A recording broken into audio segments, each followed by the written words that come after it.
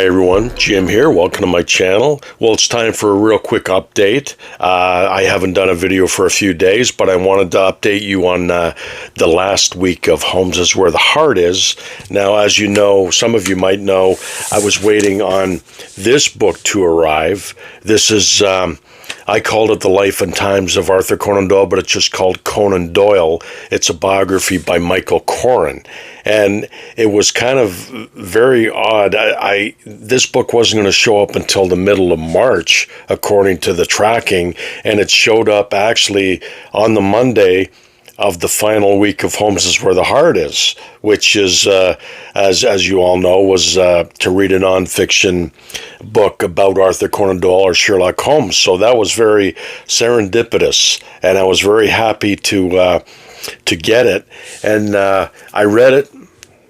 I started reading it that day. It took me, a day and a half, a couple days to read. And I've been wanting to read this book for a long time. Reading this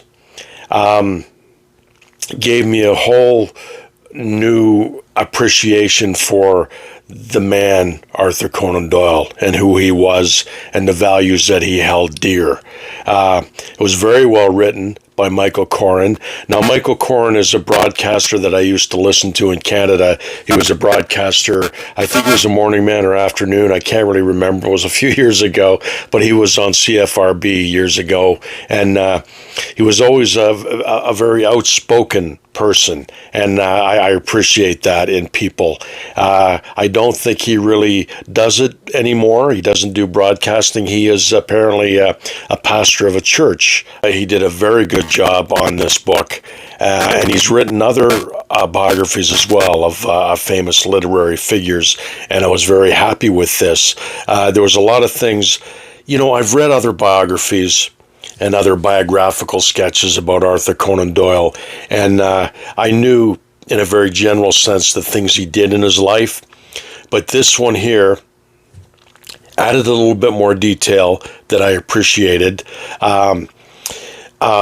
In the hiatus of Sherlock Holmes between his death and his resurrection, Arthur Conan Doyle actually served in the Boer War. He went to the front lines to serve and do what he could to help the British soldiers over there, and he saw a lot of horrific things over there, and he wrote about it afterwards. It wasn't necessarily a full book. It was a pamphlet, apparently, I think, and but it was very, very widely read, very widely regarded.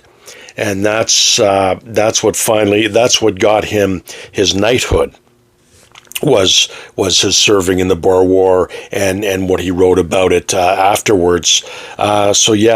He led a fascinating life, Arthur Conan Doyle.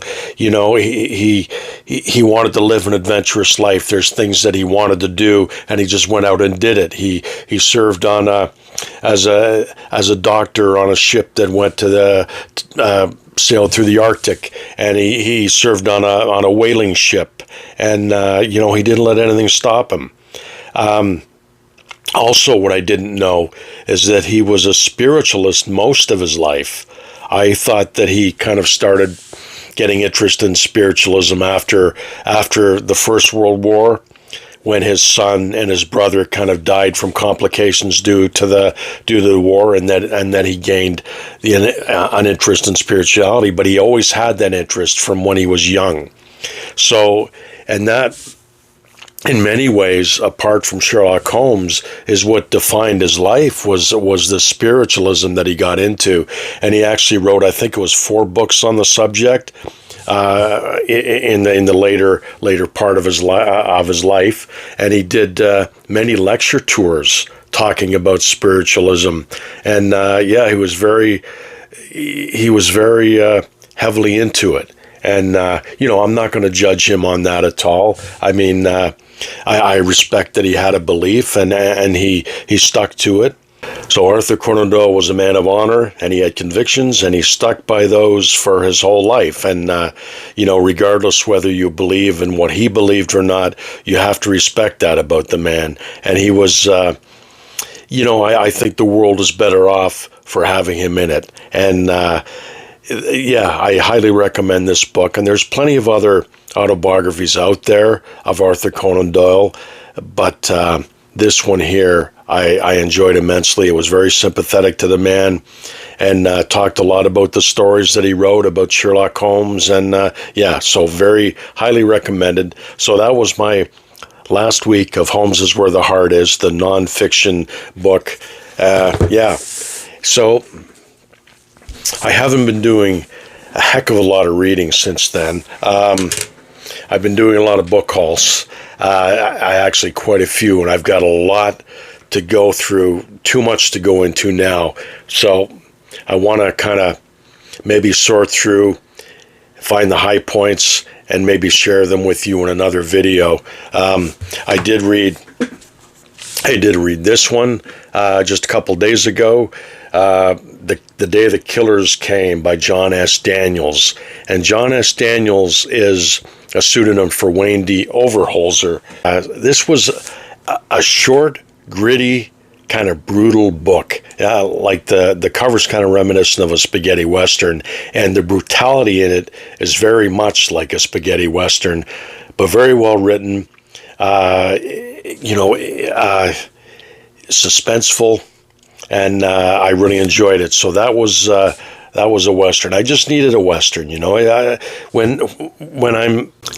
I always resort to reading westerns like for different things. Sometimes I'm reading too much of one thing, and I need a western just to kind of pull myself back. And also, if I'm in a reading slump, I'll always grab a western, and that always solves the problem. And I just enjoy them immensely. Now I want to do a longer video on a lot of the westerns I have on my shelf, and a lot of the ones I picked up, quite a few actually, in these last few book hauls that I've done. So I'm going to share them with you very soon. And I do have some news for March, what I'll be doing, and it's probably the last kind of event that I'll be doing for a long time.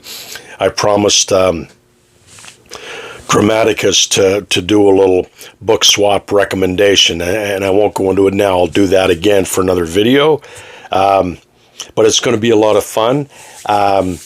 We each recommended each other a book that we thought the other would like, and he wanted to get me into a sci-fi book. I wanted to get him into kind of a crime mystery novel. So I'll get into details probably maybe tomorrow or the next day, maybe Thursday. I'll do another video and I'll give you details on that.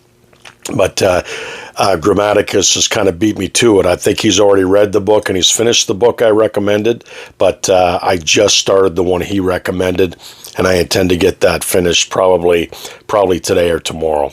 So anyway, that's all I wanted to do to talk to you about. I just wanted to give you a quick update, and I want to congratulate Michael K. Vaughan for being nominated for the Robert E. Howard Awards. Now, I forget the actual category. I think he was nominated in 2 categories, 2 or 3. So, because he has a great Robert E. Howard show that he does. I think he did it weekly for the longest time, and he still does it, but he's got some great Robert E. Howard content on his channel. And, yeah, that's greatly, highly deserved, the nomination. So anyway, that's it for now. I will talk to you guys very soon. I hope you're all well. Take care and keep reading.